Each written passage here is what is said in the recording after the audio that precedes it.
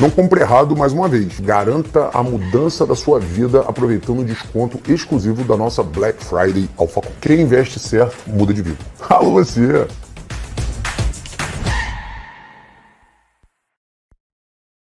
Alô você, fala galera! Hoje estou aqui para compartilhar com você uma informação muito bacana sobre o Alphacom. Vou mostrar a partir de dados todo o carinho que o atendimento do Alphacom tem com o aluno, né? Então olha aqui na tela ao meu lado a nossa nota atualizada do Reclame Aqui.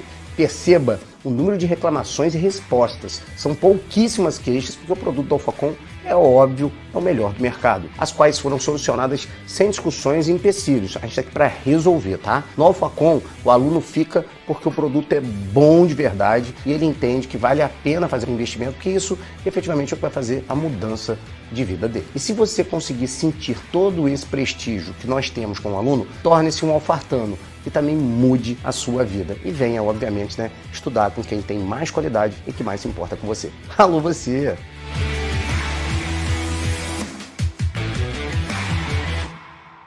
Além de dar um produto de qualidade, que é o seu curso, os materiais são materiais próprios, com especialistas, professores próprios para aquilo ali, sem ser aquele professor que vai viajar com conteúdo que não vai cair na sua prova, é conteúdo específico. Você ainda tem a certeza de que você tem um time inteiro de coordenação que passou pelo que você está passando. Ou seja, a galera aqui é concurseiro para concurseiro. Então eu aguardo você dentro da plataforma do Alphacom, dentro das nossas redes sociais e óbvio, né? Você pode deixar todas as perguntas que você precisar que a gente vai solucionar o seu problema.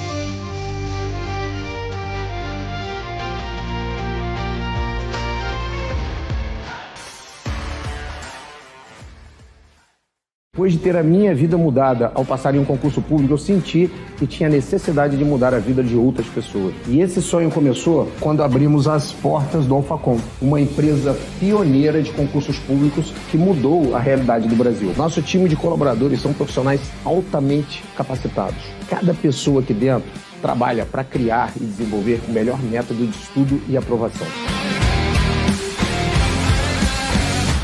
Falando em especialistas, o nosso time de coordenadores somam mais de 50 aprovações em concursos públicos. Aqui trabalhamos assim, desde o primeiro dia da sua preparação até o dia que você toma posse. Trabalhamos com muita responsabilidade e sempre com um propósito, que é mudar a sua vida.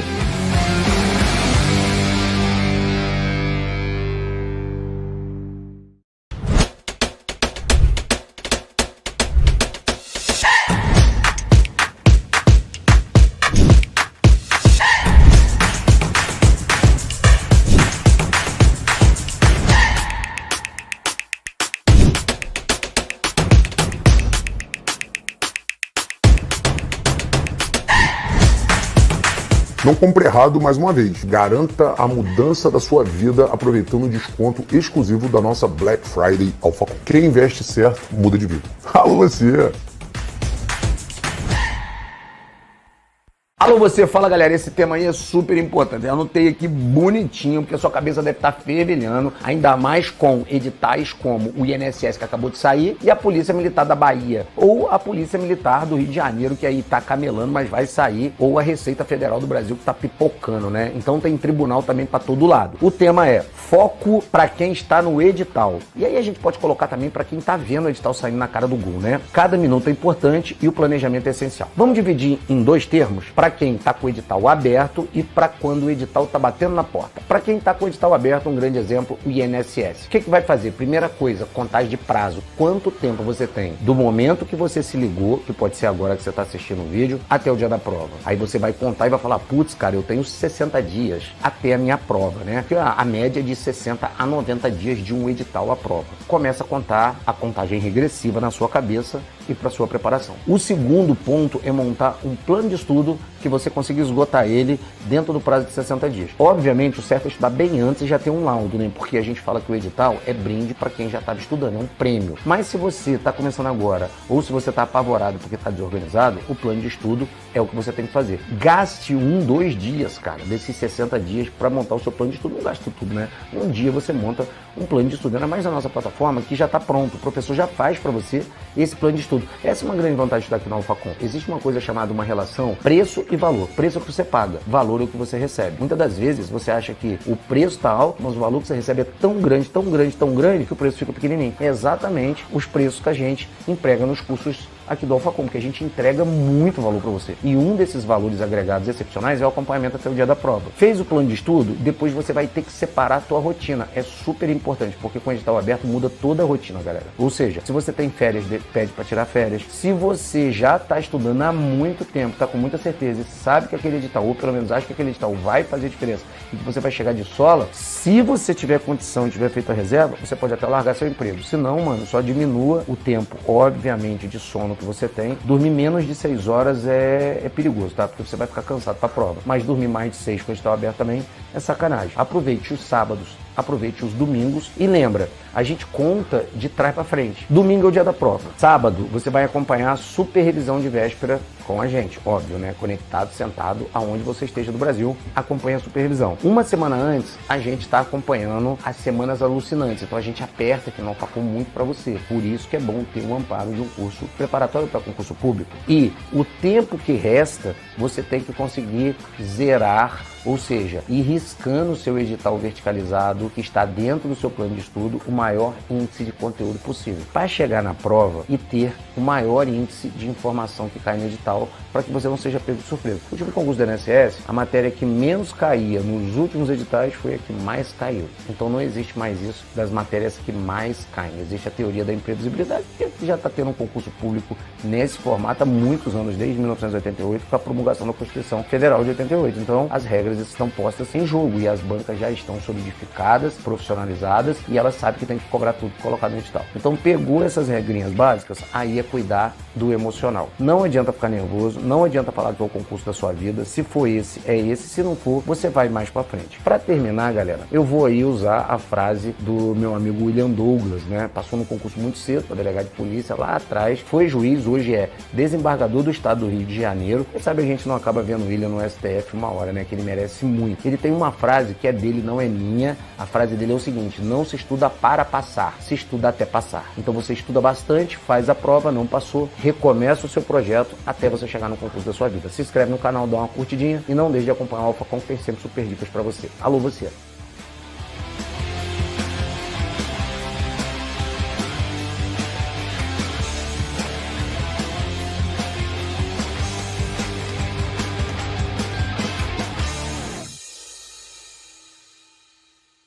Eu estou falando de espaço brasileiro e agora eu vou falar de hidrografia do Brasil, beleza? Hidrografia do Brasil. Como introdução, eu lembro que eu tenho que falar das águas no Brasil, né? As águas no Brasil, beleza? O mundo tem uma disponibilidade de água, claro que tem uma disponibilidade de água, mas eu tenho em muitos lugares escassez de água. O mundo, ele é irregularmente distribuído de água. Eu tenho áreas onde tem bastante quantidade, outras muito pouca, né? Então tem irregularidade na distribuição da água. Exatamente como é no Brasil. O Brasil, ele detém 53% dos recursos hídricos da América. Das Américas, vou simplificar aqui, tá? Dos recursos hídricos das Américas, beleza? 53% dos recursos hídricos das Américas está aqui no Brasil. E, vejam só, 12% dos recursos hídricos do mundo. Caramba, nós estamos bem servidos. Isso é verdade. Porém, a água no Brasil, né, esses recursos hídricos no Brasil, vou botar até em vermelho aqui, ó, para destacar, eles são irregularmente distribuídos. Irregularmente distribuídos. Ou seja, eu tenho áreas com bastante população que não tem tanta água assim. Áreas onde não tem muita população, cheia de água. E olha só aqui, como é que é a distribuição? Bota assim, ó. Distribuição dos recursos hídricos no Brasil, né? Lembrar que nós estamos falando do Brasil. Beleza? Distribuição dos recursos hídricos no Brasil. Eu tenho, vou começar com o que mais, né? 68% na região norte. 68% dos recursos hídricos estão na região norte. Porém, a região norte só tem 7% da população. O que adianta, né? Eu tenho também 16% na região centro-oeste. Centro-oeste.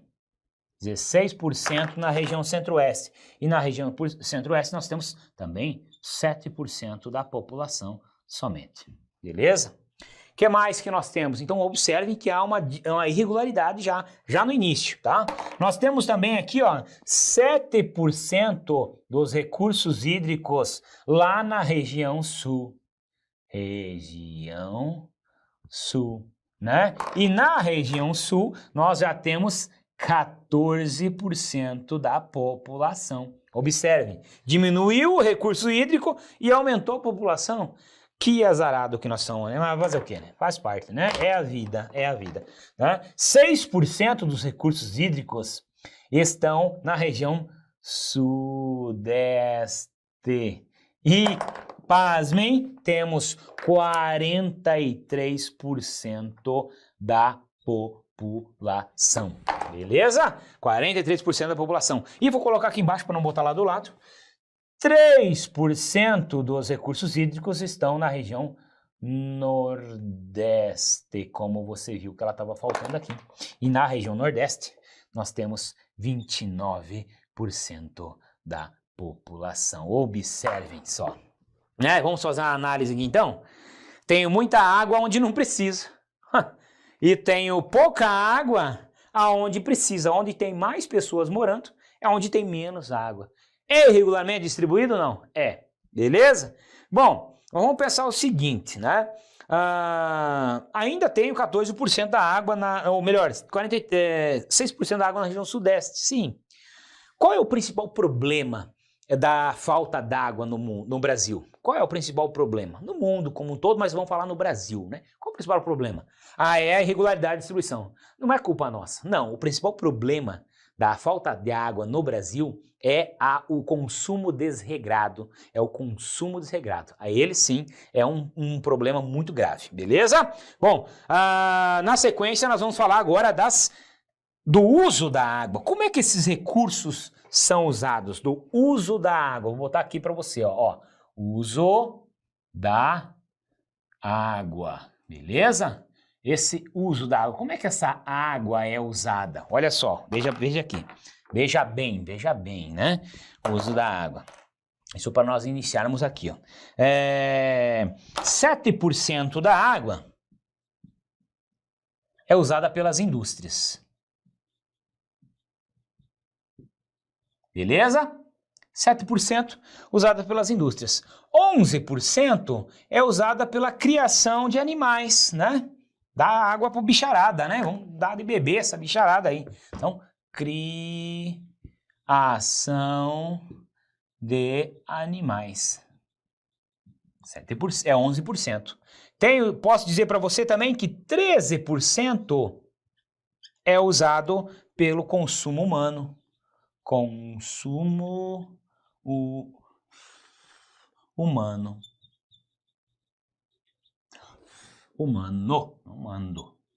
Consumo humano eu tenho como 13%. E 69% é o consumido pela atividades agrícolas. Beleza? Ou seja, para a irrigação. Irrigação. Beleza? Então, olha só. Isso aqui, ó, é o que mais toma água, que mais usa água. No mundo é assim também, tá? 70% da água do mundo, a disponível, logicamente, é usada para a irrigação, para a produção de produtos agrícolas. 70% é coisa pra caramba. Beleza. Bom, mas nós usamos a água só dos rios no Brasil? Só dos rios são usadas? Não, não são só dos rios. Nós usamos águas de reservatórios subterrâneos. Isso é importante, vou mostrar para você. E para a questão de prova, nós temos 2 reservatórios importantíssimos que nós precisamos saber deles. O primeiro deles vai ser o aquífero, chamado de aquífero Guarani. Olha para cá então, olha aqui, ó. Vou colocar como aquíferos brasileiros. Aquíferos brasileiros, beleza? Aquíferos brasileiros. Como aquíferos brasileiros, nós vamos ter o primeiro deles, que eu falei para vocês já, o aquífero Guarani. Esse aquífero Guarani, ele é um aquífero que está 70% no Brasil. 70% dele está em terras brasileiras, mas nós temos ainda parceria, né? Ele banha regiões do Paraguai, banha regiões da Argentina, né? E pouca região do Uruguai, beleza? No Brasil, ele engloba os estados do Mato Grosso, Mato Grosso do Sul, pouco de Goiás, Minas Gerais, que mais? Vou botar aqui, ó, São Paulo, Paraná, Santa Catarina e Rio Grande do Sul. Esses são os estados englobados pelo aquífero Guarani. Esse aquífero Guarani, é um reservatório subterrâneo que tem aproximadamente 250 metros de coluna de água, beleza? Ele era considerado, até pouco tempo atrás, o maior reservatório do mundo. Agora é apenas o segundo maior. Tranquilo? Muito utilizado, né? São Paulo é o estado que mais usa a água desse aquífero Guarani. Beleza? Nós temos também aqui o aquífero chamado de Alter do Chão. Aquífero de Alter do Chão, também chamado de Sistema Aquífero Grande Amazônia, o SAGA.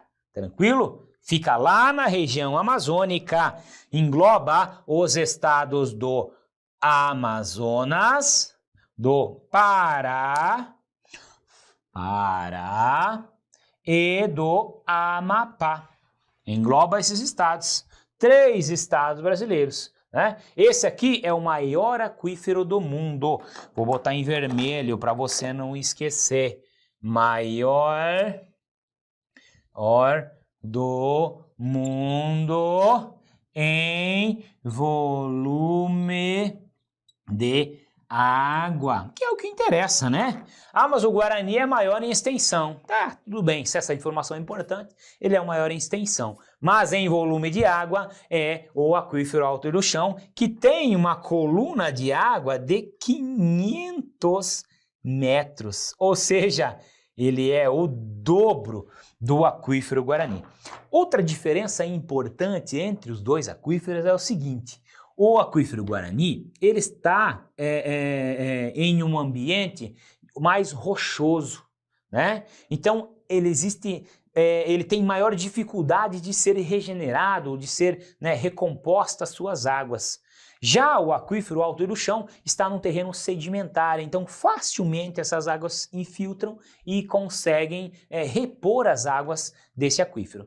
E aqui eu estou falando de uma região amazônica, uma região que chove todo dia, né? Que não falta água. Então, um grande reservatório, assim, isso aqui é como se fosse olho azul em gente feia, né? Ou seja, não serve para nada, né? Tranquilo. Não é que não serve para nada, mas vejam bem, ele é um aquífero grande que está numa região que já tem bastante água. Mas é o que nós temos. O aquífero Guarani já está numa região muito populosa, né, muito povoada, que precisa bastante água. E o aquífero Guarani, ele tem muitos poços que retiram a água. E como eu falei para você, o estado de São Paulo são os campeões, os que mais retiram a água dele. Beleza? Bom, ok, tranquilo. Bom, agora nós vamos falar das características gerais da hidrografia brasileira. Características gerais da hidrografia brasileira. Isso aqui é importantíssimo antes de nós passarmos para as principais bacias, tá? Características gerais da hidrografia brasileira. Colocando para você aqui, ó, em preto, quero. Características gerais. Características gerais da hidrografia brasileira. Beleza? A hidrografia brasileira, a primeira informação que eu quero te passar, que ela é rica em rios e pobre em lagos. Quer dizer que nós temos muitos rios e poucos lagos. Exato, é isso aí. A característica da hidrografia brasileira, nós temos rios predominantemente planálticos, ou seja, os rios são predominantemente planálticos, ou seja, são rios que desaguam, que nascem em planaltos, melhor dizendo, nascem em planaltos e correm, e por isso tem corredeiras em seu trajeto, né? Nasce num morro, né? E aí correm e tem muita força, ou seja, rios planálticos são rios com grande potencial de produção de energia hidráulica. As hidrelétricas, por exemplo, beleza? Predominantemente rios de planalto. Eu tenho também, na características gerais da hidrografia brasileira, uma drenagem predominantemente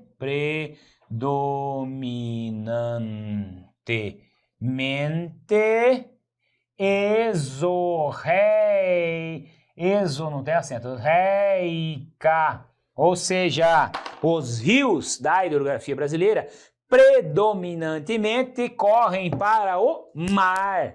Mas, professor, tem rio que não corre para o mar? Sim, eu tenho rios que correm para dentro do continente, eu tenho rios que desaguam em outros rios, eu tenho rios que evaporam por infiltração, né? Por evaporação, né? Eles evaporam ou infiltram e somem, né? Eu tenho os rios subterrâneos, né? Então eu tenho, no caso da hidrografia brasileira, o padrão de drenagem exorreica, que a maioria dos seus rios correm para o oceano. Beleza? Isso é importante, tá louco?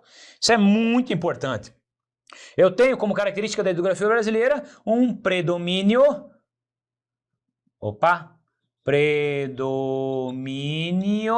de alimentação pluvial. Predomínio de alimentação pluvial, ou seja, os rios são predominantemente alimentados pelas águas da chuva. E uma característica importante, eu tenho a pluvial e tenho a nival. O rio Amazonas é um rio que é alimentado também pelo degelo de neve lá da Cordilheira dos Andes. Isso é importante, isso sempre cai em prova. O regime de alimentação do rio Amazonas, ele é misto ou complexo, porque ele tem alimentar, ele é alimentado tanto pelas águas das chuvas, quanto pelas águas do derretimento de geleiras, beleza? É importante? Não? É muito importante. O que mais que nós temos aqui? Predomínio da alimentação pluvial. Mais uma característica, rios de Planalto, já falei, rico, blá, blá, blá, alimentação pluvial. Ah, tá. E para finalizarmos aqui, a foz. Foz predominantemente em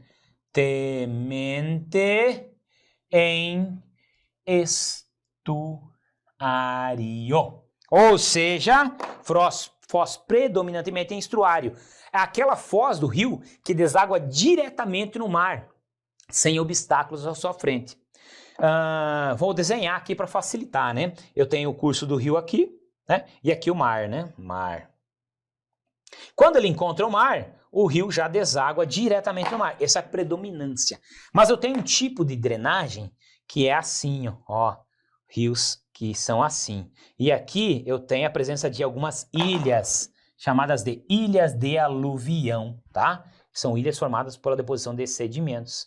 Tem uma ilha aqui, uma outra ilha aqui, né? Isso aqui forma um delta. Essa aqui é uma drenagem, uma foz em delta. Essa aqui é uma foz em estuário. Predominância no Brasil é foz em estuário, beleza? É fácil, não é? É muito fácil, né? Bom, agora nós vamos falar um pouquinho das bacias hidrográficas brasileiras, beleza? Vamos falar das bacias hidrográficas brasileiras. Vou devagarinho aqui, senão o Carlito não consegue me acompanhar lá, depois vai dizer que eu não sei fazendo as coisas aqui, né? Olha pra cá então. Tá, vou desenhar o Brasil aqui para a gente falar um pouquinho das principais bacias hidrográficas e suas características, né? Camaradinha tem que saber quais são as principais bacias, temos as subbacias também, mas as principais bacias, nós precisamos saber, beleza? Ó, vamos falar primeiro da primeira bacia aqui, ó, bacia amazônica, que eu vou desenhar mais ou menos aqui assim. Essa aqui é a bacia, botar em azul, amazônica, beleza? Rio principal, Rio Amazonas, tá? Que da confluência com o Rio Negro vai formar o Rio Amazonas. Essa é a bacia amazônica, Rio Amazonas. É a bacia com maior potencial hidráulico do Brasil. A com maior potencial, graças aos seus rios de Planalto que nascem, né, na margem direita e na margem esquerda, tá? Graças a esses rios que nascem na margem direita e na margem esquerda, né? E o Rio Amazonas, ele é um rio de planície. Rios de planície não são ideais para a construção de usinas hidrelétricas, mas os afluentes da bacia amazônica são, tá? E ela é a bacia com maior potencial hídrico. E o Rio Amazonas é o rio principal, beleza? Bom, próxima bacia que nós vamos tratar aqui, vou falar da bacia do Paraguai, tá? Já que tá aqui pertinho, tá? Vou falar da bacia do Paraguai. A bacia do Paraguai tem como rio principal o Rio Paraguai. O Rio Paraguai é o rio que, vou botar aqui, ó, esse aqui é o símbolo de charco, né? De charco, ó, você que não sabe, o símbolo de charco. Né? Aqui, o que eu tenho aqui? Eu tenho o Pantanal, a planície do Pantanal. O Rio Paraguai, ele é um rio que banha a maior planície alagável do mundo, que é o complexo do Pantanal, beleza? Então banha essa planície. O Rio Paraguai, ele é um rio de planície também, né? Ele começa aqui na Chapada dos Parecis, mas ele é um rio de planície. Ele tem um longo trecho navegável que vai aqui de Corumbá até Nueva Palmira, lá no Uruguai, né? Faz o transporte, o escoamento da produção, a parte de produção agrícola do Centro-Oeste, então é muito importante. Aqui no Rio Amazonas, eu tenho o próprio Rio Amazonas como um meio de deslocamento. Os rios da bacia amazônica são as estradas dessa região. Isso aí é importantíssimo, beleza? Bacia do Paraguai, já falamos aqui, tá? Desenho aqui, tá? Amazônica. Amazônica. Aqui, ó, Paraguai, beleza? Dado o Paraguai, já que eu tô aqui embaixo, né? Vou botar aqui, não estou falando na ordem de importância, tá? Eu vou falar aqui da bacia do Uruguai, tá? Bacia do Uruguai, que fica mais ou menos aqui, ó.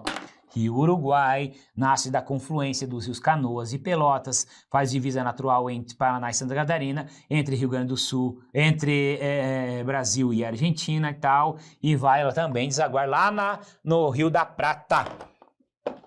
Bacia do Uruguai. É uma bacia que é muito utilizada para a produção agrícola dessa região, porém pouco utilizada para a produção de produção hidráulica, de energias, beleza? Pouco utilizado, não quer dizer que não é pouco utilizado, beleza? Bacia do Uruguai. Vou falar aqui agora da bacia do Paraná.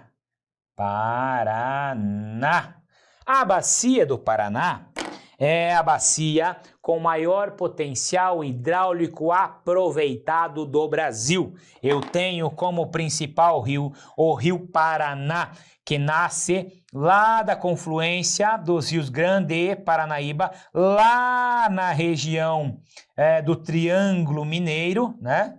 Aqui, e recebe, lá na altura de São Paulo, um importante afluente chamado Tietê, né? E junto com o Tietê, formam a hidrovia Tietê-Paraná.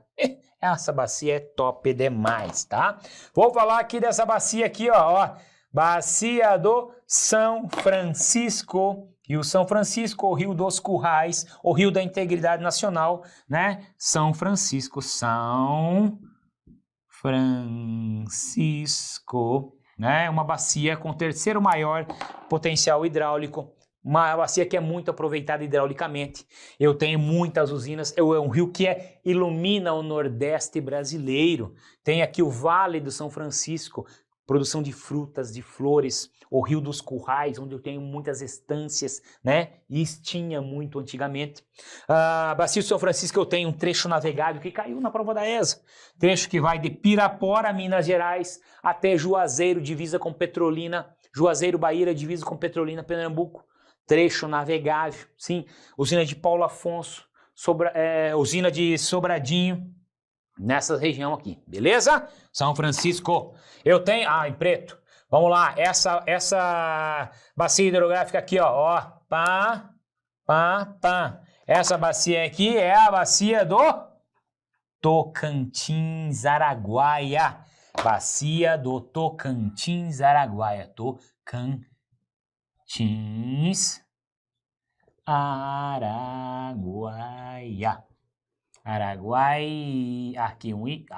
Araguaia.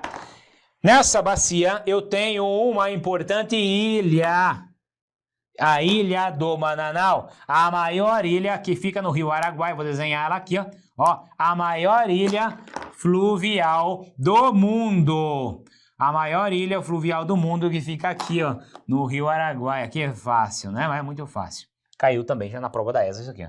Olha a Ilha do Bananal ali. Ilha do Bananal, bacia do Tocantins, Araguaia, essa bacia aqui, a segunda bacia mais aproveitada hidraulicamente do Brasil, tá? Eu tenho aqui usinas como Tucuruí, por exemplo, que fica aqui na região da Serra dos Carajás. Tranquilo? Essas são as principais bacias hidrográficas brasileiras. Mas, professor, faltou coisa aqui? Não, agora nós temos as subbacias. Temos as bacias do Norte e Nordeste, que estão aqui. E aí eu não vou desenhar elas, mas eu vou destacar um rio importante, que é o Rio Parnaíba, que nasce aqui na divisa entre o Piauí e o Maranhão, né? Que é um rio que deságua lá no delta do Parnaíba, que é o maior delta em mar aberto das Américas, com 73 ilhas. Coisa pra caramba, né? Então tá aqui, Rio Parnaíba, né? O rio inteiramente nordestino. É o maior rio inteiramente nordestino. Mas e o São Francisco, professor, não é do Nordeste? O São Francisco nasce em Minas Gerais, na Serra da Canastra. Não tem nada a ver. Aqui não, é totalmente nordestino. Beleza? Bacia do Norte e Nordeste. Bacias do Leste ou do Sul-Sudeste. Bacias do Sudeste. Nós temos aqui, ó. Vou apagar esse negocinho aqui, que no Paraná vocês já viram o que é, né? Bacias do Leste. Eu vou falar aqui para vocês. Vou desenhar em vermelhos, tá? Vermelho nada, aqui vai ter problema. Esse rio que eu vou falar aqui é o Rio Paraíba do Sul, Vale do Paraíba, plantação de café, tá? Ligou? Tá. Esse rio nasce aqui em São Paulo e deságua lá no Rio de Janeiro, Rio Paraíba do Sul. Esse rio, ele atravessa a região mais dinâmica economicamente e populacional do Brasil, o eixo Rio-São Paulo. Então é um rio muito aproveitado para abastecimento de água, né, para usinas hidrelétricas. Então esse rio é muito aproveitado. Pertence à bacia do leste, tá? Tranquilo. E para finalizarmos aqui, nós temos a bacia, vou apagar esse pedacinho aqui para nós falarmos dessa bacia, a bacia do sul-sudeste, né? Mas é mais sul, mas é chamada de sul-sudeste. Tranquilo? Essa bacia aqui, agora eu vou desenhar ela em azul, ó, tá? Bacia do sul-sudeste, fica aqui, ó. O que nós temos de mais importante nessa bacia? Nós temos três coisas importantes. Além dos rios, Itajaí, nós temos aqui o rio Jacuí, né? Nós temos aqui Itajaí, Jacuí, esses são os principais, Rio Tubarão, né? Nós temos esses rios principais. O que mais nós temos importante aqui é isso aqui, ó. Vou desenhar azul para dizer. Eu tenho o maior complexo lagunar do Brasil, que é a Lagoa dos Patos, a Lagoa Mirim e a Lagoa da Mangueira. Lagoa dos Patos, Mirim e Lagoa da Mangueira, o maior complexo lagunar do Brasil. Tranquilo? Esta é a hidrografia brasileira, aquela que tem o terceiro maior potencial hídrico do mundo. Beleza? É fácil ou não? Olha só, terceiro maior potencial hídrico do mundo. Tranquilo? Mas todo esse potencial hídrico, apenas aproveitamos 25%. Aproveitamos somente 25%. Tranquilo? Bom, com essas explicações a gente encerra essa parte aqui de hidrografia brasileira. Eu lembro que no seu material tem muitas informações importantes. Lá tem um mapinha que te mostra esse mapa que eu fiz aqui. Eu coloquei aqui no quadro para facilitar mostrar para vocês onde é que é. Mas lá no seu material ele está lá desenhadinho, bonitinho. Então releia esse conteúdo, reveja, tem coisas importantes ali. A prova da ESA costuma cobrar alguma coisa de bacias hidrográficas, porém o que mais se cobra é aquela parte de transporte fluvial, né, das hidrovias. Também cobra bastante essa parte de hidrovias, que em outras oportunidades nós vamos comentar isso aqui. Esse assunto está aqui, ó, espaço brasileiro, solos do Brasil. Esse é o nosso tópico, beleza? Vamos começar então? Vamos lá, dentro do macrotópico espaço brasileiro, veremos agora solos do Brasil, tranquilo? Bom, o que é solo, né? O que é solo? Solo é uma fina camada que cobre as rochas.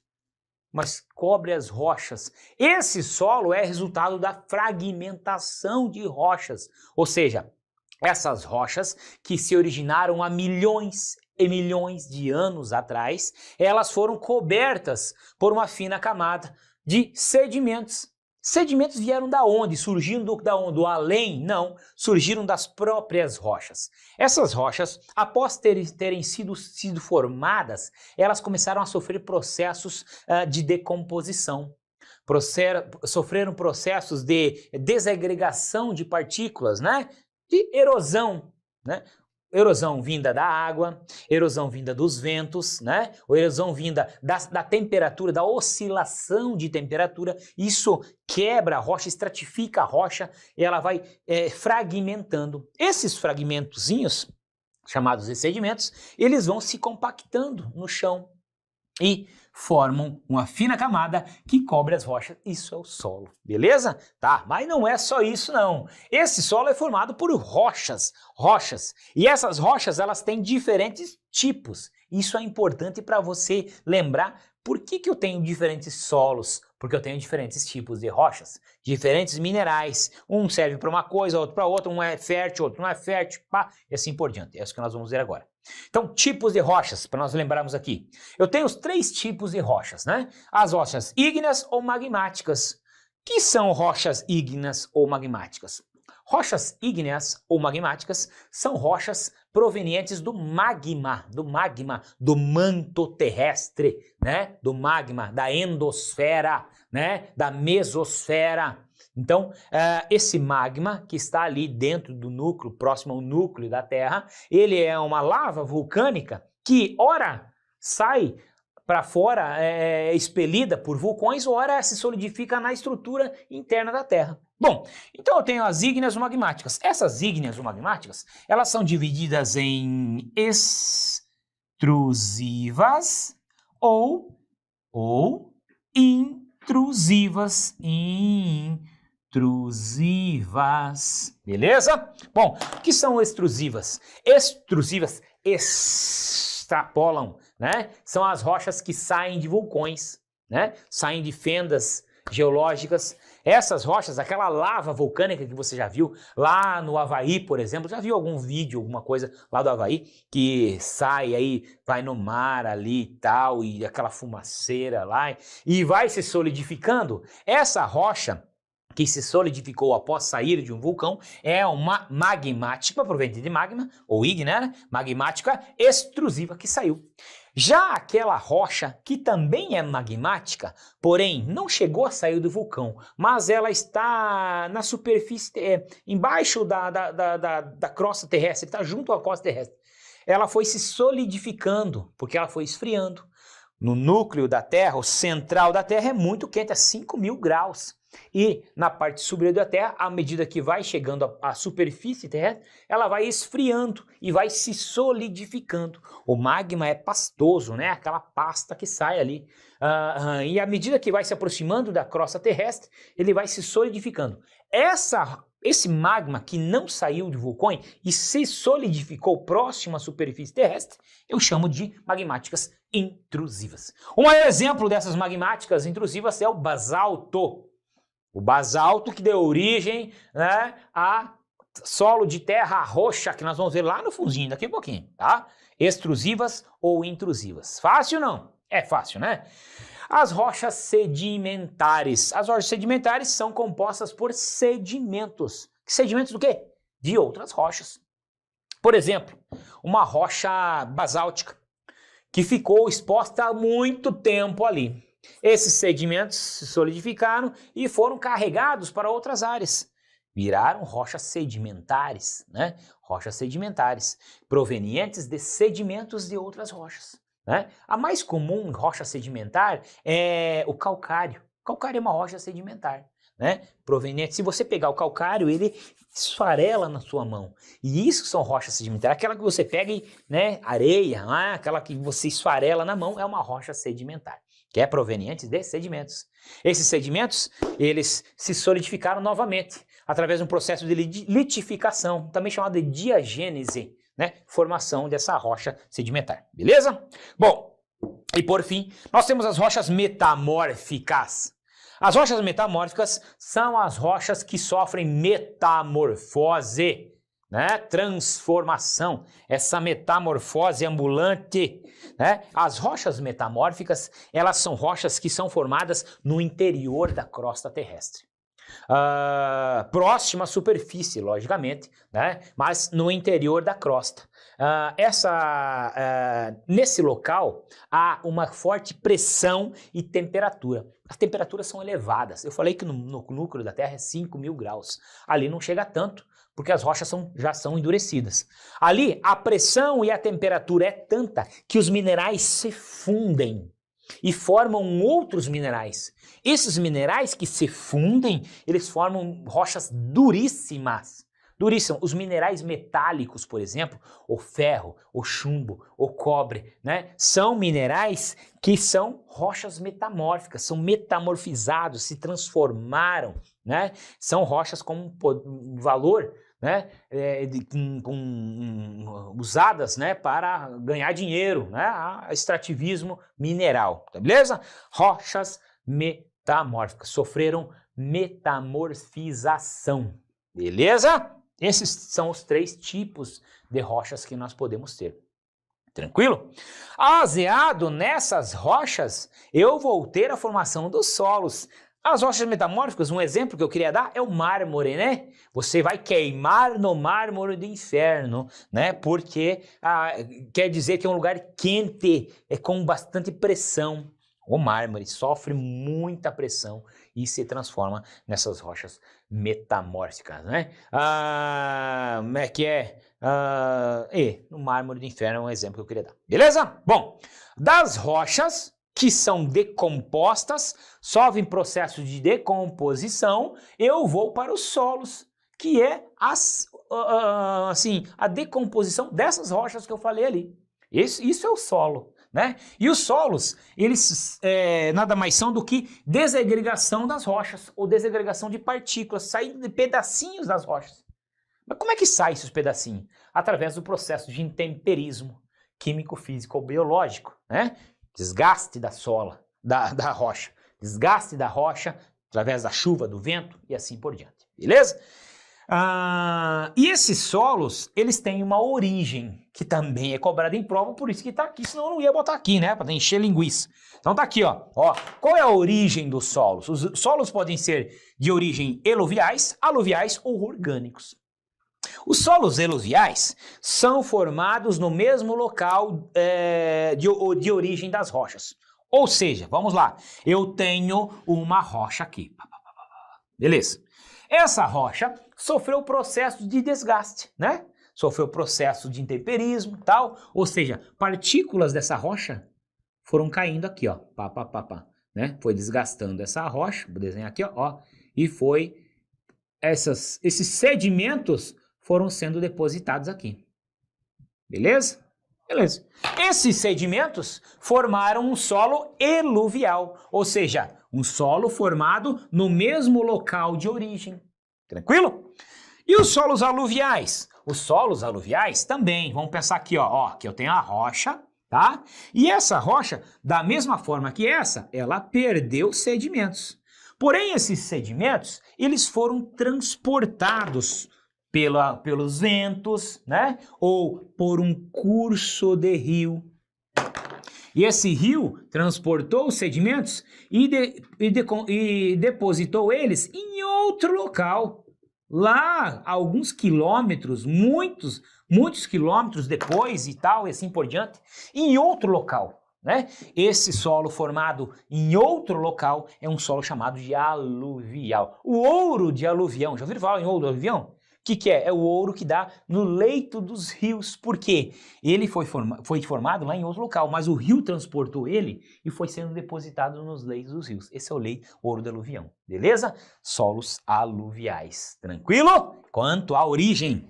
E os solos orgânicos são os solos que são formados pela ação das raízes das plantas. Ó, a raiz da planta aqui, ó. Caramba.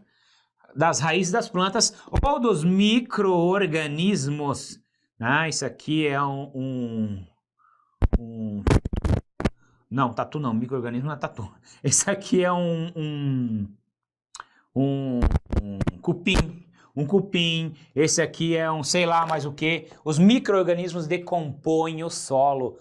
Uma bactéria ali, sei lá, alguma coisa nesse sentido, que fez com que essa rocha fosse sedimentada e formasse um solo chamado solo orgânico. A própria raiz da planta, quando entra na rocha, quebra ali, formou o solo orgânico. Beleza? É fácil ou não? É fácil, né? Que fácil. Essa matéria é muito fácil. Mas cai em prova da ESA, tranquilo? Bom, esse solo também ele sofre influência externa. Quanto à influência externa, esse solo ele é chamado de zonal, intrazonal ou azonal. O que são solos zonais? Solos zonais são solos maduros e bem delineados. Mas o que é isso, professor? Solos zonais, visto do fator tempo, são solos mais antigos, mais velhos, que sofreram processos maiores de decomposição. Ou seja, a espessura do solo é maior. né? Eles são solos profundos. Então eu cavo, né? Eu demoro para achar a rocha consolidada. Porque em qualquer lugar que você esteja, se você pegar uma pá e for cavar, vai chegar um ponto que você vai encontrar rocha. Vai encontrar. Mas professor, não vai encontrar. Mas eu moro na beira da praia, tu cave. Cara, eu moro na beira da praia, cave, que você, lógico, vai demorar um pouquinho, mas tu vai encontrar a rocha, né? Então, esses solos zonais são solos maduros e bem delineados. Exemplos de solos zonais que caem em prova: latossolos, são solos pouco férteis, é o que mais nós temos no Brasil, tá? São latossolos.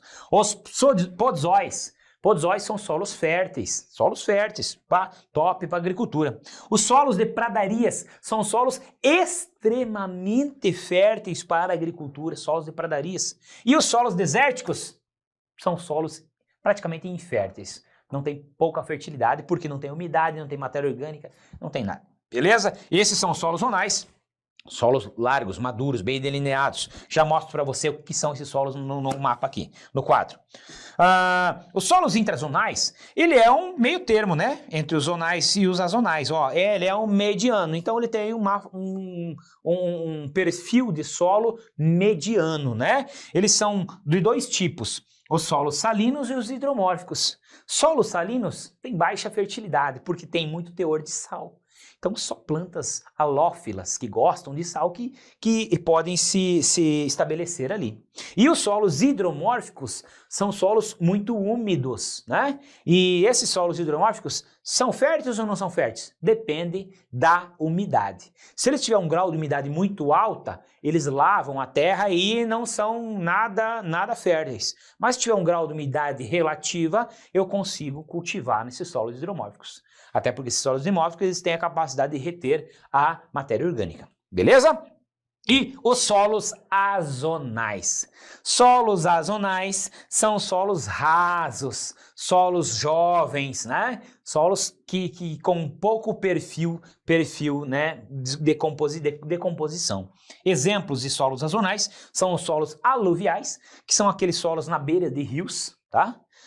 E os litossolos. Os litossolos são solos inférteis.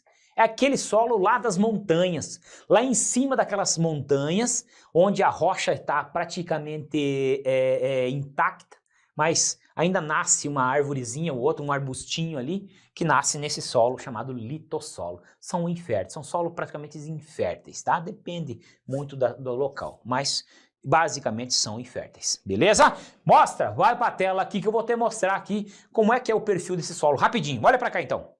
Olha só aqui, ó.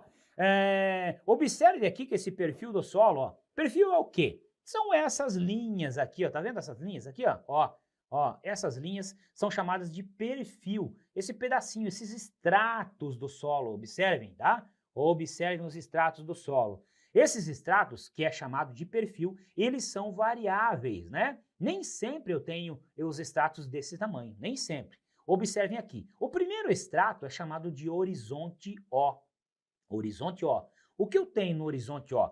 No horizonte O, eu tenho uma camada orgânica superficial. Olha aqui, camada orgânica superficial. Aonde eu tenho a matéria orgânica? Eu tenho as plantas, né? Eu tenho as folhas que caem das plantas, tudo isso vira material orgânico lá no horizonte O. Lembrando que eu tenho alguns solos que não possuem esse horizonte O, mas tudo bem, vamos lá. O horizonte A é esse aqui, ó. O horizonte A, ele tem formato de fragmentos de rocha, matéria orgânica e humus. Então tem fragmentos de rocha. Ele tem matéria orgânica que foi lixiviada, ela passou do horizonte O e foi para o horizonte A. Então é uma área ainda fértil, ó. O humus, né? O humus está aqui, ó. Né? Então tem matéria orgânica, então tem fertilidade. Beleza. Do horizonte A, nós vamos para o horizonte B. Tá aqui o próximo horizonte. É uma camada de mineral, pobre em matéria orgânica, porque a matéria orgânica ficou ali em cima. Então ela é pobre em matéria orgânica. A matéria orgânica não consegue descer aqui, né? Por mais que a chuva molhe essa região e a água, né, infiltre, essa matéria orgânica não chega totalmente no horizonte B. Ó? Pobre em matéria orgânica. Rica em compostos de ferro e minerais, lógico. Né? É uma decomposição da rocha embaixo. O horizonte C está aqui, ó, o horizonte C, camada de mineral pouco ou parcialmente alterada, ou seja, eu tenho cascalho mais grosso, rochas, fragmentos de rochas maiores. Tá vendo aqui? Beleza. E para finalizar, nós temos o horizonte R, que é daqui para baixo. Ó. Daqui para baixo nós temos o horizonte R, que diga R de rocha matriz. Beleza? Eu tenho o horizonte R de rocha matriz. Esse é um perfil padrão do solo. Alguns desses horizontes, como eu falei para vocês, eles podem ser omitidos, porque eu tenho períodos ou tenho tempos diferentes de formação de solo. O próximo slide eu vou te mostrar o seguinte aqui, ó, olha só. Solos do Brasil, aqui eu tenho uma evolução do solo. Observem, aqui é um solo, né, com rocha mãe. Então eu tenho um solo, um litossolo, por exemplo, onde eu não tenho para nada de fragmentos presentes. Os agentes da chuva externos, né, ventos, temperatura que eu falei para você, eles estão agindo aqui.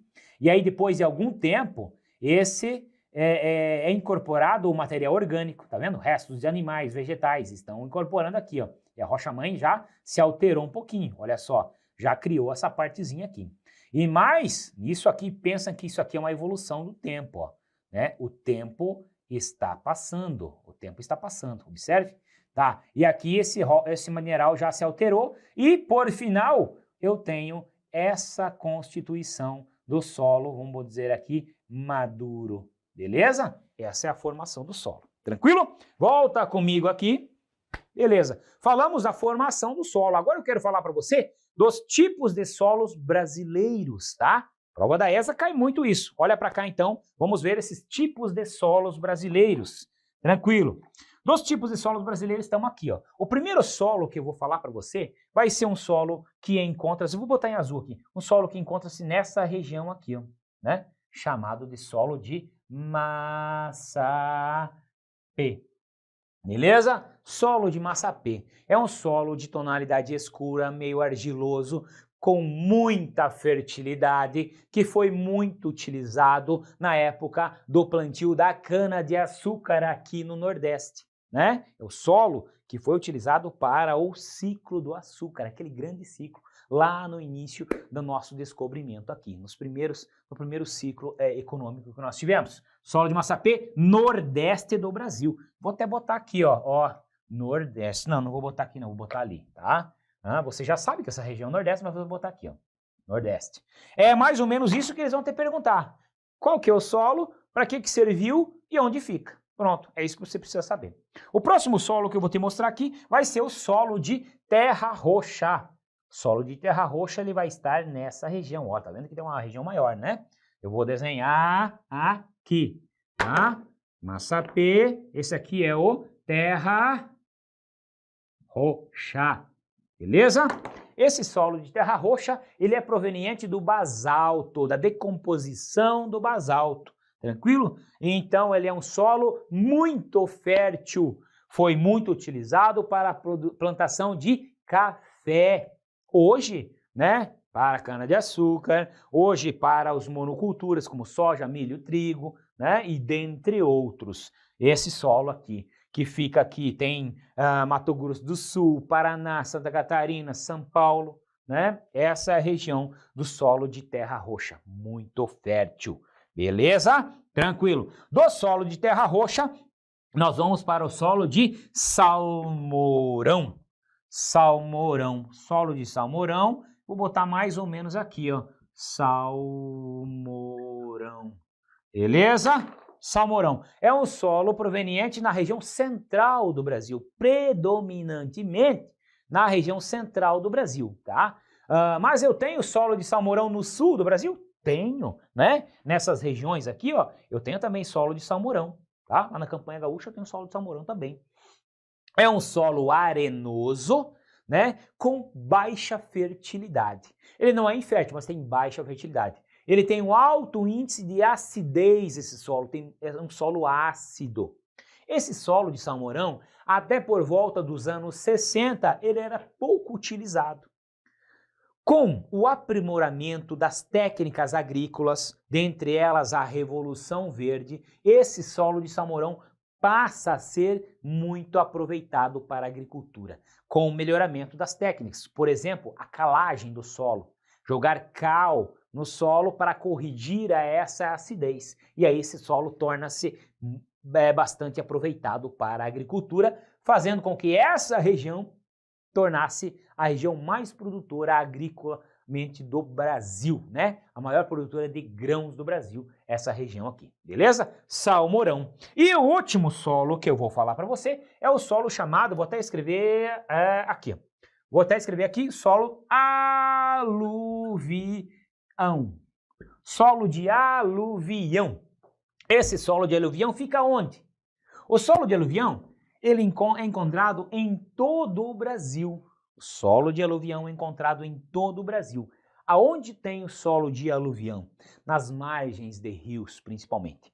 Mas aonde existe mais esse solo de aluvião? É aqui, ó, nas margens do rio Amazonas, né? Aluvião, aluvião. Porque o rio Amazonas é um gigantesco rio, maior rio, né, do Brasil e do mundo. Ele tem a possibilidade de carregar sedimentos e depositar sedimentos às suas margens. Por isso que ele é chamado de solo de aluvião, beleza?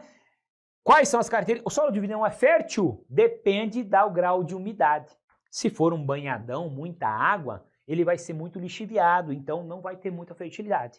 Mas se tiver menor índice de umidade, ele pode ser fértil. Também depende um pouquinho da quantidade de matéria orgânica que ele conseguiu reter, beleza? Esses são os solos brasileiros com as suas importâncias e suas localizações, beleza? Bom, para finalizarmos, nós vamos falar dos problemas desses solos. Quais são os problemas que esses solos podem ter? O primeiro problema do solo é o que nós chamamos de erosão, tá? A erosão é o primeiro problema do solo que nós podemos ter. Vou colocar para você aqui, ó, erosão, tá? A erosão é o primeiro problema. O que é erosão? É o desgaste do solo. A erosão ela é natural, sim, mas ela é intensificada com a descobertura vegetal. Se eu retirar a cobertura vegetal, eu vou causar a erosão do solo. É um grande problema, beleza. Solos descobertos são solos erosivos. O segundo problema com o solo é o que nós chamamos de lixiviação. E o que é lixiviação? Lixiviação é nada mais do que a lavagem do solo. Solos também descobertos, após um processo pluviométrico intenso ou uma chuva intensa, essa água vai bater no solo e vai infiltrar. Infiltrando, dependendo das condições, ela vai carregar todos os nutrientes para camadas mais profundas, né? Ou para cursos d'água e assim por diante, ocasionando a lavagem do solo, tornando os solos pouco produtivos, já tem alguns casos inférteis, porque levou os sedimentos todos, já era, né? Isso é o processo chamado de lixiviação. Temos um outro processo também chamado de laterização. Laterização. O processo de laterização é um processo natural também, porém intensificado pela ação humana. De que forma? Descobertura vegetal. Todos os três, se eu tirar a cobertura vegetal, eu vou intensificar os processos. E no processo de laterização não é diferente. Quando eu retiro a cobertura vegetal, esse solo laterizado, que tem propensão à laterização, ele é um solo rico em óxidos ferrosos, ou seja, esse solo exposto, uma vez que ele pegue umidade, chuva, né, ou outro tipo de umidade, ele vai enferrujar. É rico em ferro, bateu a chuva, ele vai enferrujar.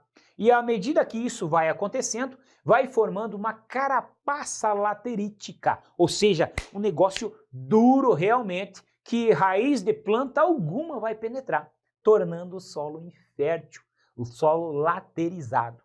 Característica, predominância desses solos lateríticos é a região amazônica, é a região centro-oeste do Brasil. Então, se desmatar, vai acontecer um processo intenso de laterização, ou seja, enferrujamento. Beleza? É fácil, não é? Que é fácil que é, né?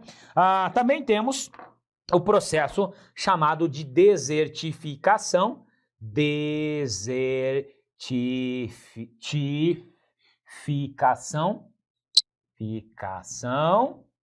Desertificação do solo, e o último processo chamado de arenização. Esses são os mais importantes. Arenização. Por que eu coloquei os dois juntos? Porque um praticamente é o inverso do outro, tá? Um é o inverso do outro. Desertificação é o inverso da arenização.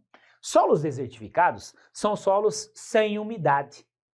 Sem umidade. Solos característicos da região nordeste brasileiro. Solo sem umidade. Se eu perco a umidade do solo, eu praticamente deixo ele infértil. Sem umidade, não nasce nada de material orgânico.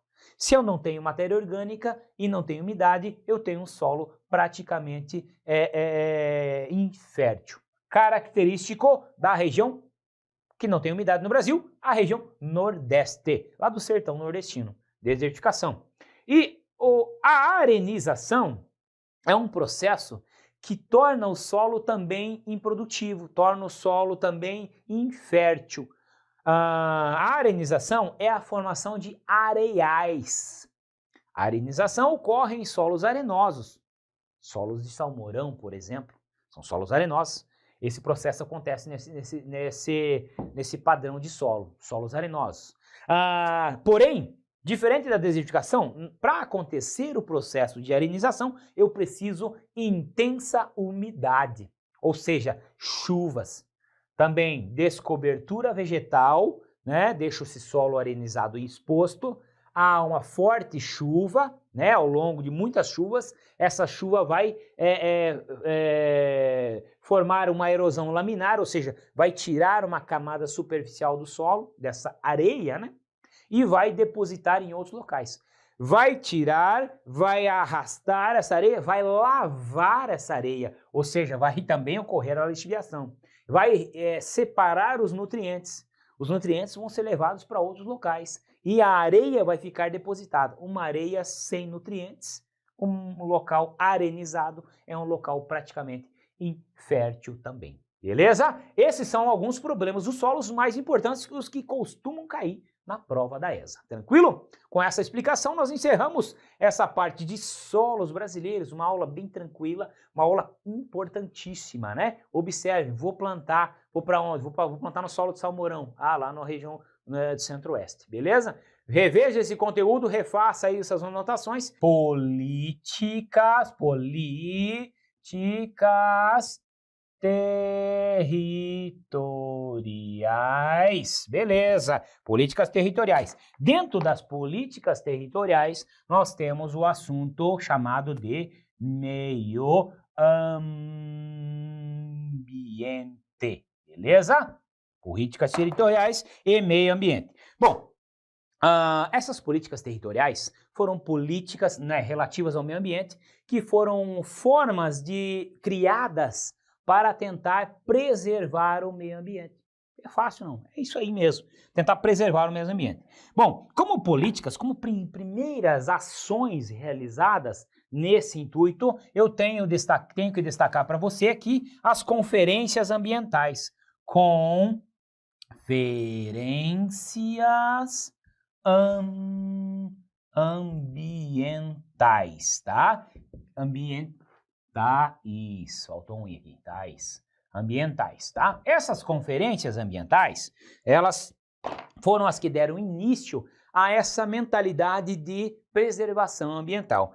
A primeira, mais importante não, a primeira conferência ambiental foi uma conferência realizada pela ONU em 1949, tá? Essa conferência, ela foi a primeira vez que começaram a debater sobre meio ambiente. Lá em 1949, 1950. Observe que já estávamos na terceira revolução industrial, iniciando a terceira revolução industrial.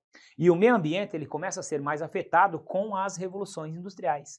Lá em 1750, quando tem a primeira revolução industrial lá na Inglaterra, que começa-se a degradar mais o meio ambiente. Com a industrialização, começa a se degradar mais, beleza? Mas só Quanto tempo depois? Em 1949 é que se começa a se pensar nisso aí. Beleza, essa foi a primeira conferência, né, da ONU que começou a tratar desse assunto meio ambiente. Porém, a primeira conferência ambiental realmente feita para isso foi uma conferência chamada em 1972, chamada Conferência de Estocolmo, lá na Suécia, beleza? Essa foi a primeira conferência, basicamente para tratar sobre meio ambiente, a Conferência de Estocolmo. Então, essa é importante? Sim, essa aqui é mais importante do que a anterior que eu falei para você. Essa Conferência de Estocolmo poderá vir na sua prova, sim, como a primeira conferência ambiental do mundo, sim, exato, tá? Então, grava isso aí, muito importante, tá lá no seu material também, beleza? Vou botar aqui para você em preto, aqui, ó, início das discussões ambientais. Beleza? O início das discussões ambientais foi nessa Conferência de Estocolmo. Bom, também temos em 1987, olha só aqui, ó, agora sim o bicho começa a pegar, ó, 1987, nós temos chamada Conferência lá de Kyoto, ou melhor, a Conferência lá de Montreal, chamado de Protocolo de Montreal, beleza? Esse Protocolo de Montreal, ele foi realizado em 1987 e protocolo é um acordo assinado pelos países. Por esse acordo, os países comprometem-se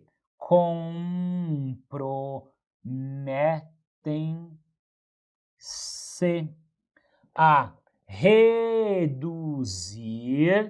a emissão dos CFCs, os clorofluorcarbonos. O que são esses clorofluorcarbonos?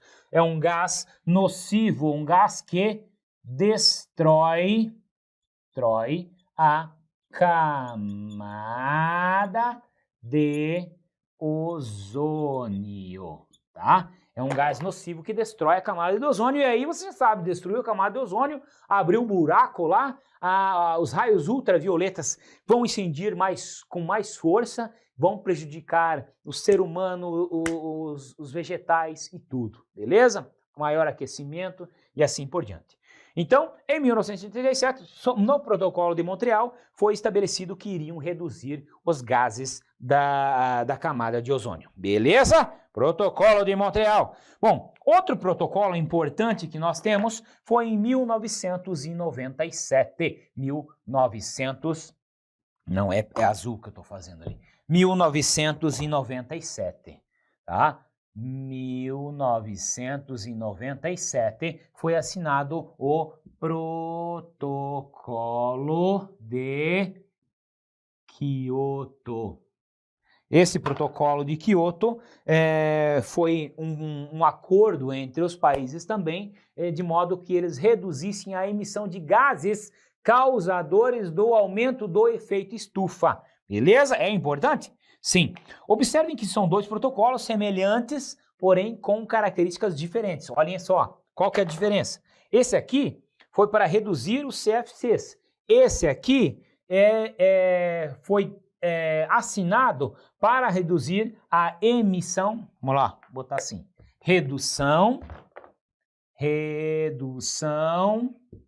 da emissão de gases causadores do aumento do efeito estufa. Beleza? Então não confunda Protocolo de Kyoto com o Protocolo de Montreal. Tomem cuidado com isso aí, porque é o que as bancas e a ESA também faz, tá? Eles botam lá Protocolo de Montreal e botam o que foi acordado no protocolo de Kyoto, ou vice-versa. Então preste atenção que essa é uma pegadinha muito comum que fazem ali.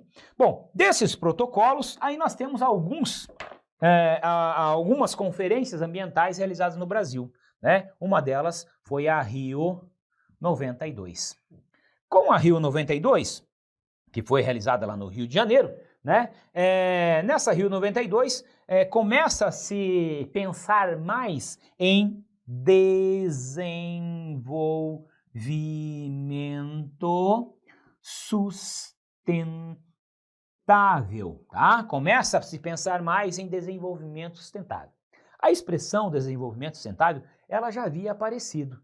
Porém, foi no Rio 92 que ela começa a ser mais falada, mais discutida, né? Desenvolver-se sustentavelmente, ou seja, preservar o meio ambiente, porém não deixar de lado a produção econômica. Beleza, é basicamente isso aí, tranquilo? Então, Rio 92, também chamado de Eco 92, né? Vou botar aqui do ladinho, ó. Eco 92, que é a mesma coisa, tranquilo? Rio 92, Eco 92. Depois, 10 anos mais tarde, né, foi feita a Rio mais 10, beleza? Rio mais 10, que discutiu basicamente a mesma coisa. Só que a Rio mais 10 não foi no Rio de Janeiro, foi lá em Joanesburgo. Isso aqui também pode ser uma pegadinha de prova. Rio mais 10 foi no Rio de Janeiro? Não. Depois de 10 anos, realizaram uma outra conferência lá em Joanesburgo, na África do Sul. Beleza? Pronto. Agora sim, essa aqui é top. Essa aqui é importante, ó. Olha só, mais importante. Uma tal de COP21, tá?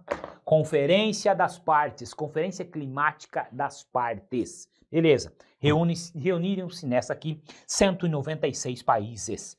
196 países, tá?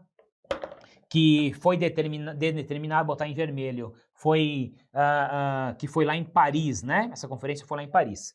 E assinaram, nessa Conferência das Partes, um acordo chamado Acordo de Paris. Beleza?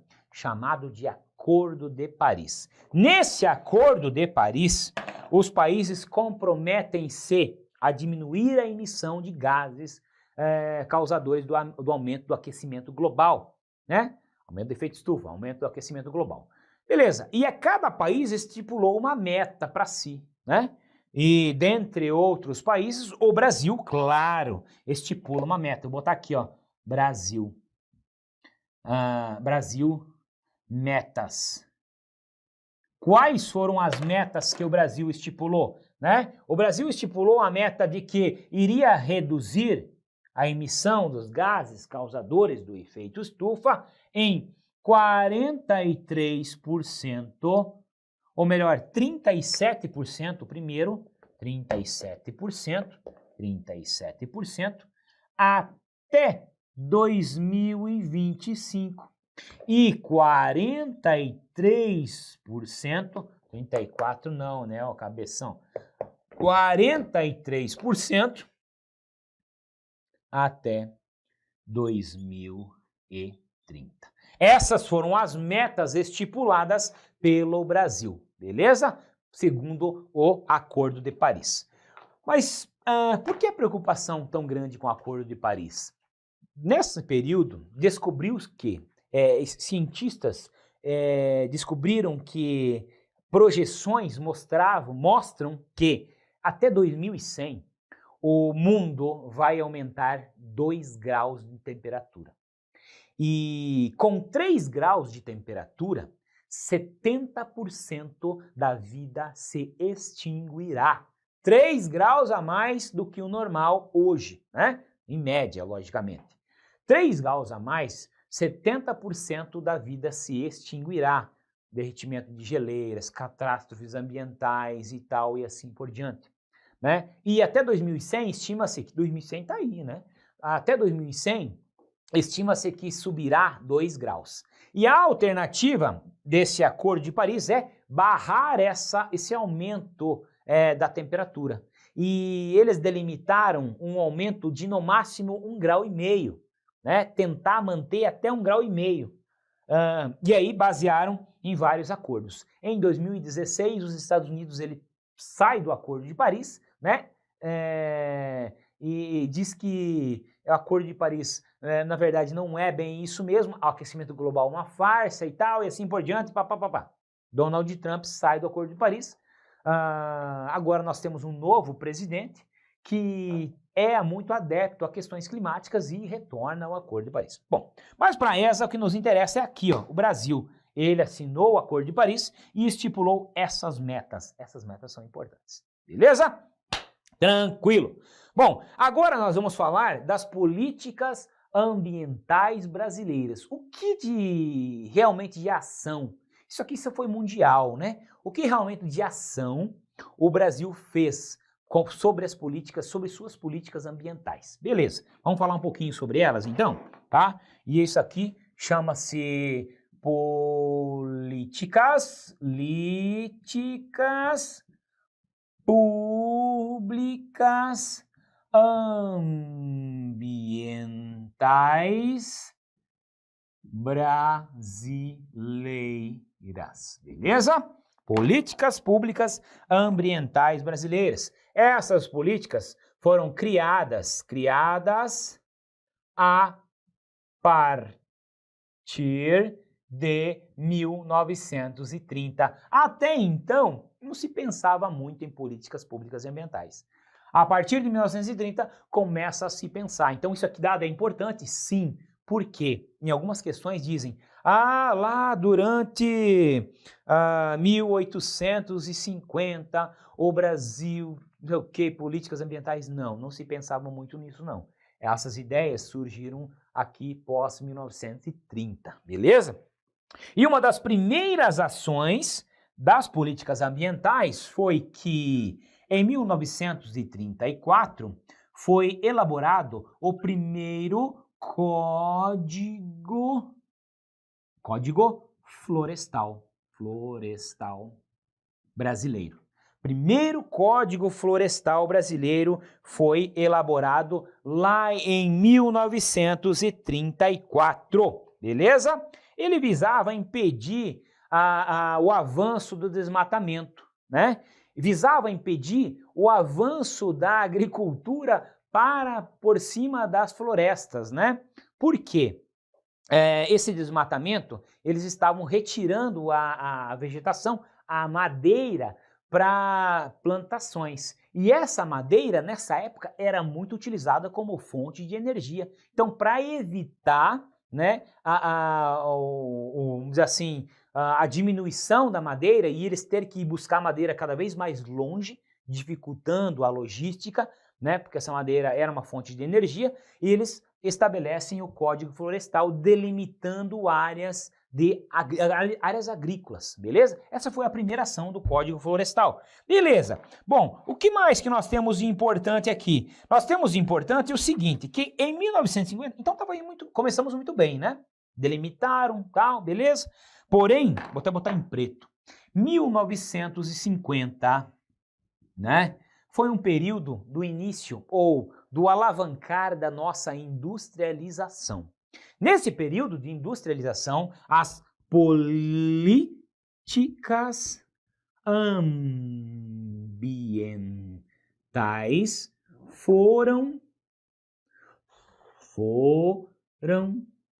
deixadas de lado. Ou seja, 1950, na década de 50, não se falava mais em políticas ambientais, porque o foco era a indústria. Como é que eu vou atrair uma indústria multinacional, por exemplo, e vou dizer, você pode vir, mas você não pode desmatar, você não pode fazer isso, você não pode... Ninguém ia vir para cá, né? Eu não vou para o Brasil, vou fazer o quê se o cara não deixa fazer nada, né? Então, as políticas ambientais foram abafadas, justamente para poder atrair essas indústrias, beleza? Até 1965. Até 1965. Botei azul agora aqui, ó. 1965. 1965 foi estabelecido um novo Código Florestal. Vou botar o segundo, né? Segundo Código Florestal, beleza? O segundo Código Florestal. Esse segundo Código Florestal, vou botar aqui em vermelho, foi marcado pela criação de áreas de preservação permanente. Vou botar assim, ó, criação das APPs, áreas de preservação permanente, lá em 1965.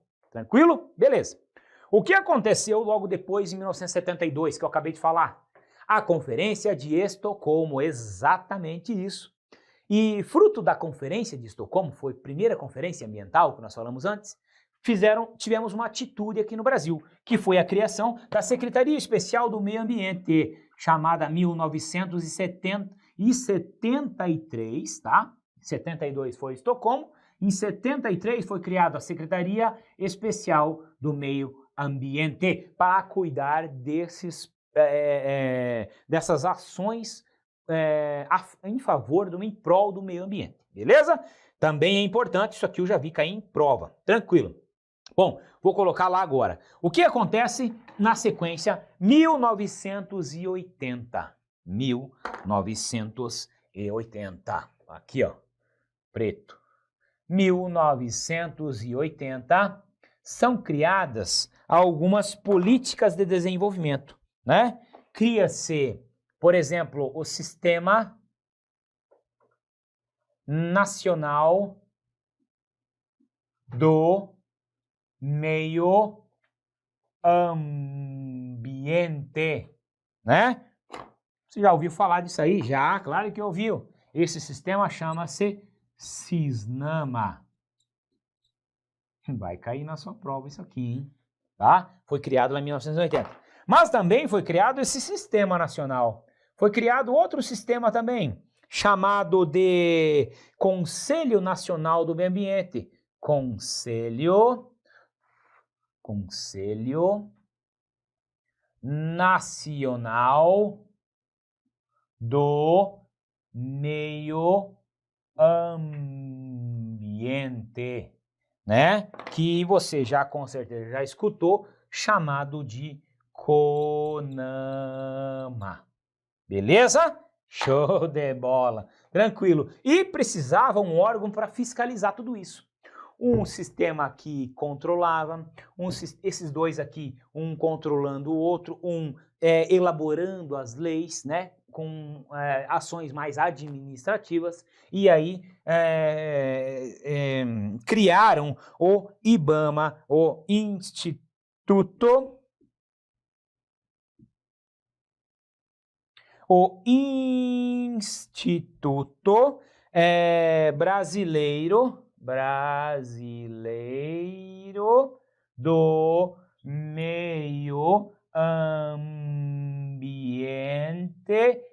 e recursos naturais renováveis,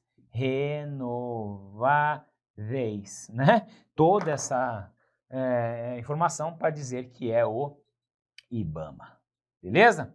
Esse IBAMA é um órgão de fiscalização, né? É o que vai fiscalizar as ações. O camarada que cortar um pinheiro do Paraná lá sem pedir, pá, vai lá o IBAMA, pau, janta ele, né? O camarada que desmatar sem autorização, vai lá e dá uma multa nele, e assim por diante, né? O IBAMA, Instituto Brasileiro do Meio Ambiente e Recursos Naturais Renováveis. Beleza, mas não acabou ainda, né? Em 1988, nós estamos em 80, 1988, eu tenho a Constituição da República, a Constituição Federal. Essa Constituição Federal também marca o meio ambiente brasileiro, porque dentro da Constituição Federal, ela abarca muitos assuntos relativos ao meio ambiente. É a Constituição mais bem elaborada, segundo críticos, com relação à parte ambiental. Então ela abarca muitos deveres e obrigações dos cidadãos aqui na Constituição Federal. Também é um ponto positivo, beleza? Aí nós temos, em 2010, né, um retrocesso 2010 com elaboração do novo código, não, vou botar novo não, vou botar código, uma atualização, na verdade, né, do Código Florestal.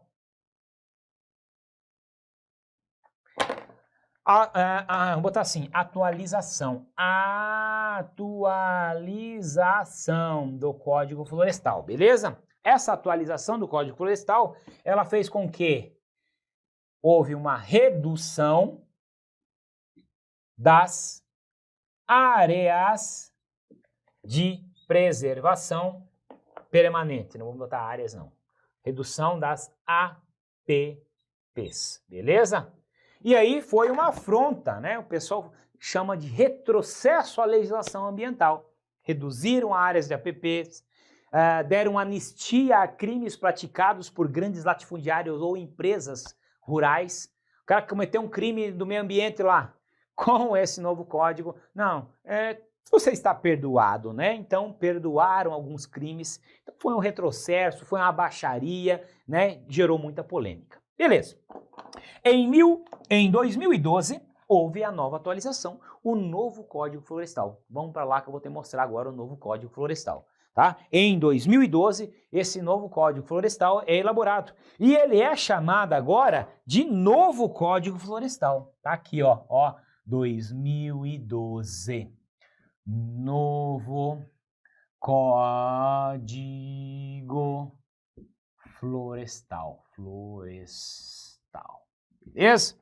O que é que eu tenho nesse novo Código Florestal?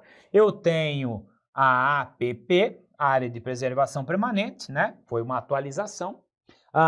E eu tenho o que eles começam a chamar de reserva legal. Então, nesse reserva legal, diz o código que quem tiver uma terra tem que manter uma área de reserva legal, que varia de 20% da área até 80% da área. Depende da região aonde você tem a sua terra, beleza? Isso aí é o novo Código Florestal brasileiro. Isso aqui é o mais importante. Foi 2012 e prevê agora uma área de reserva legal. Tranquilo? Beleza. Para nós finalizarmos, eu vou dizer para você que nos anos 2000, foi criado o Sistema Nacional de Unidades de Conservação. Olha para cá então. Nos anos 2000, criaram o SNUC, né? 2000. Ó, estamos já nos anos... na verdade, falamos do 2012, mas aqui é uma coisa à parte. Anos 2000. Os Sistema Nacional de Unidades de Conservação, né? Chamado de SNUC, Sistema Nacional de Unidades de Conservação. E nesse sistema criaram dois tipos de unidades de conservação, né? Criaram as de proteção integral e criaram as de uso sustentável. Proteção integral. Proteção integral, o nome já está falando. Eu não posso morar ali, mas eu posso usar indiretamente com pesquisas científicas e turismo ecológico. Uso indireto.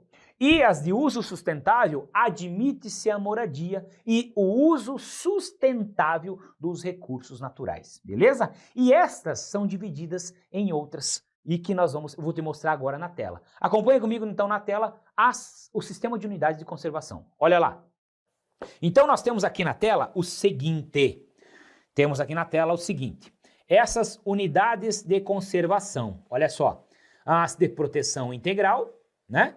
Que são aquelas que não admite-se moradia, porém o uso indireto, como turismo ecológico e pesquisa científica.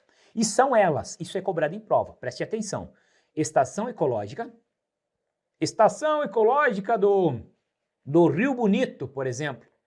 quer dizer que não tem ninguém morando lá. Eu só posso fazer turismo e pesquisas.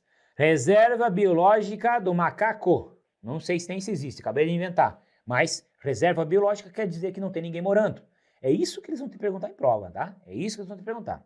Parque nacional, um parque estadual, Parque Nacional do Iguaçu, Parque Estadual das Emas, Parque Natural Municipal da Pedra Rachada, né? Do Galo Torto. Então, tem esses parques nacionais aí que são áreas onde não se pode morar. Não se pode morar. Monumento natural do professor Anderson, né? Vai ter lá o monumento natural, monumento. Quer dizer que ninguém pode morar lá. É uma área de preservação integral. O camarada não pode morar, ele só pode fazer turismo ecológico e pesquisas científicas. E para finalizar, o Refúgio da Vida Silvestre também é uma área de proteção integral. E por outro lado, nós temos as áreas de uso sustentável. É onde admite-se moradia, admite-se os moradores extrativistas, por exemplo, né? Então nós temos como exemplos áreas de proteção ambiental, as APAs, a área de proteção ambiental, a APA, é uma área de uso sustentável, área de relevante interesse ecológico, Floresta Nacional da Tijuca, Floresta Estadual do Brumadinho, sei lá se tem, Floresta Municipal de Cascavel, né? Então, por exemplo, seriam áreas de uso sustentável. Reserva extrativista também é uma área de uso sustentável. Então, eu posso promover o extrativismo dessa área. Reserva da fauna, reserva do desenvolvimento sustentável e reserva particular do patrimônio natural, chamada de RPPN, beleza? Essas são as políticas territoriais do meio ambiente, no caso do Sistema Nacional de Unidades de Conservação, criada nos anos 2000, beleza? Bom, voltando para mim, com essa explicação nós encerramos essa parte de políticas ambientais, né, políticas territoriais, meio ambiente, tá? O histórico, tá vendo como é fácil? É só você lembrar do histórico do meio ambiente, lá na questão mundial e chegando até ao desenvolvimento do meio ambiente, as ideias de meio ambiente que ocorreram no Brasil. Código Florestal e assim por diante, Constituição, até o Sistema de Unidades de Conservação, beleza?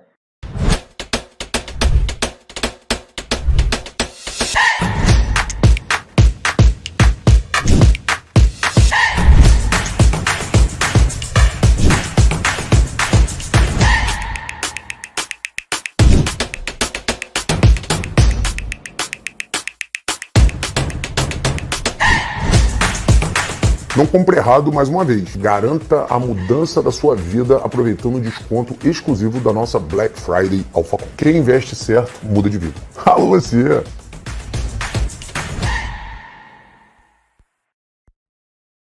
Alô você, fala galera! Hoje estou aqui para compartilhar com você uma informação muito bacana sobre o Alphacom. Vou mostrar a partir de dados todo o carinho que o atendimento do Alphacom tem com o aluno, né? Então olha aqui na tela ao meu lado a nossa nota atualizada do Reclame Aqui.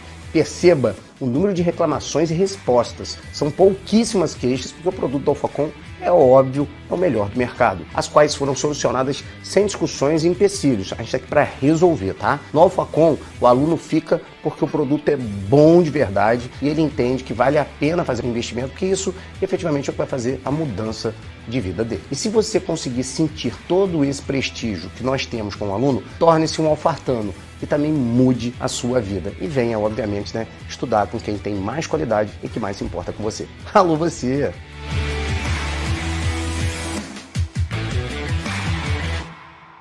Além de dar um produto de qualidade, que é o seu curso, os materiais são materiais próprios, com especialistas, professores próprios para aquilo ali, sem ser aquele professor que vai viajar com conteúdo que não vai cair na sua prova, é conteúdo específico, você ainda tem a certeza de que você tem um time inteiro de coordenação que passou pelo que você está passando. Ou seja, a galera aqui é concurseiro para concurseiro. Então eu aguardo você dentro da plataforma do Alphacom, dentro das nossas redes sociais e, óbvio, né? Você pode deixar todas as perguntas que você precisar que a gente vai solucionar o seu problema.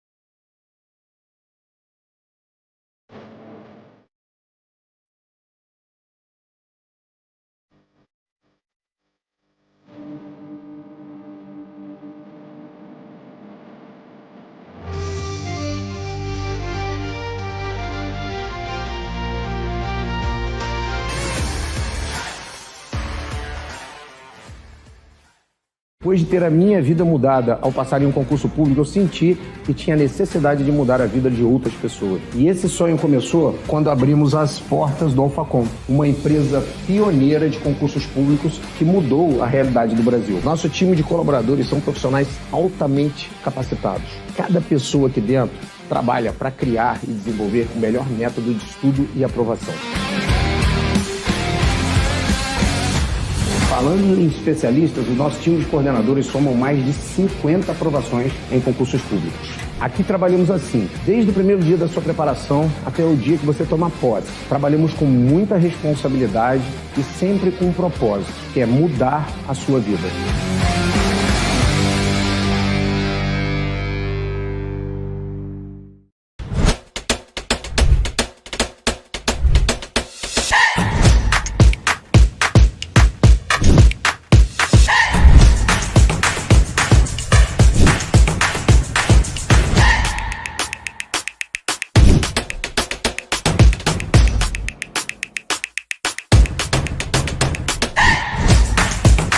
Não compre errado mais uma vez. Garanta a mudança da sua vida aproveitando o desconto exclusivo da nossa Black Friday Alfacom. Quem investe certo, muda de vida. Alô você!